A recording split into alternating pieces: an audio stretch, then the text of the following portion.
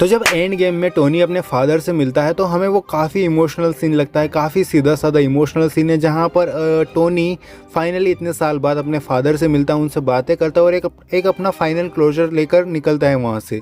पर क्या हो अगर मैं तुमसे कहूँ कि वही वो मोमेंट था जिसने डॉक्टर डूम को जन्म दिया। जहाँ आई नो ये थोड़ा सा क्रेजी साउंड करता है, मतलब गांडी फट गई होगी सुन के, बट हियर मी आउट। देखो, जैसा कि हम सबको पता था कि हावर्ड स्टार्क 1970 से ही एक आर्क रिएक्टर के ऊपर काम कर रहा था, लेकिन उसका साइज बहुत बड़ा था, जितना आज हमें पता उसके मुकाबले बहुत ही ज्यादा बड़ा था। और उस पे काम करते वक्त ही वो टोनी से भी मिलता है, जहाँ जब वो टोनी को गले लगाता है तब वो टोनी के सीने पे लगी हुई नैनोटिक हाउसिंग को देख लेता है और फिर टोनी का वो डायलॉग कि everything will be all right उसे इंस्पायर कर देता है आर्क रिएक्टर को छोटा करने के लिए। जहां उसके इस आर्क रिएक्टर को छोटा करने के प्रोजेक्ट में उसका अप्रेंटिस होता है यंग विक्टर वॉन डूम। जहां विक्टर इसका सबसे फेवरेट स्टूडेंट होता है, इसीलिए वो उसके साथ पार्टनर करता है इस आर्क रिएक्टर को छोटा करने के प्रोजेक्ट में। जहां हावर्ड उसे उसके बेटे, जिसका नाम वो टोनी रखने वाला था फ्यूचर में, उसकी बातें करता है कि किस तरह मैं अपने बेटे को ये सिखाऊंगा, वो किस तरह रेवोल्यूशन लाएगा और कितना स्मार्ट होगा, ये सारी चीज़ें, जिससे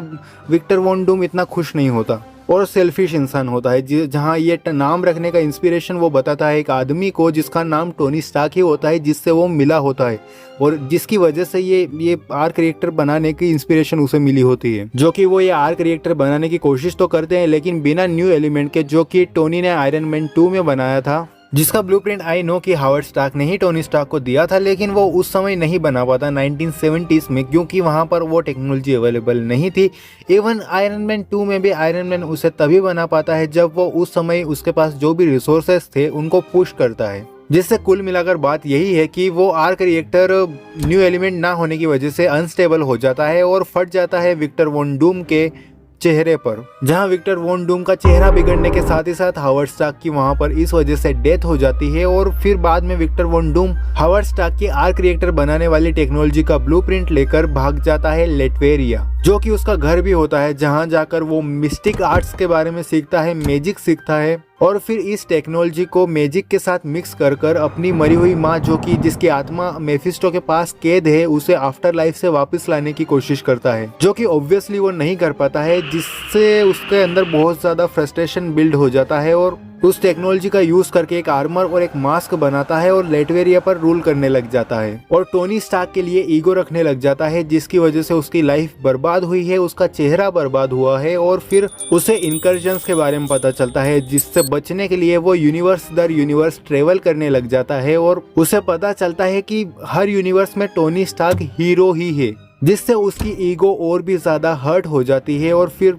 वो एक ऐसी अर्थ बनाता है जिसमें वो बिखरे हुए यूनिवर्स के टुकड़े उठाकर एक बैटल वर्ल्ड बनाने की बात करता है, जिसे वो रूल करेगा, जिसमें पूरी दुनिया में खाली एक ही नाम होगा, विक्टर वॉन डूम का, ना कि किसी टोनी स्टार्क का। और इस तरह टोनी ने जाने अनजाने में अपने सबसे बड़े आर्च नेमेसिस, अपने सबसे बड़े दुश्मन को क्रिएट कर दिया। तो यही थी मेरी थ्योरी कि how Tony Stark meeting with his father created doctor Doom, जो कि हाँ थोड़ी सी गांड फाड़ू है और इसका कुछ हिस्सा सच हो सकता है, कुछ नहीं भी, क्या पता एंटायरली गलत हो जाए या फिर क्या पता एंटायरली सही भी हो जाए।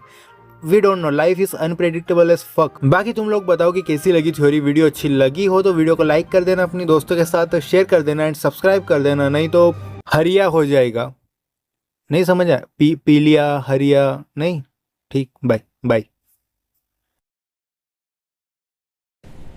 डार्लिंग डार्लिंग दिल क्यों तोड़ा, आ जाओ पी लो दूध सो।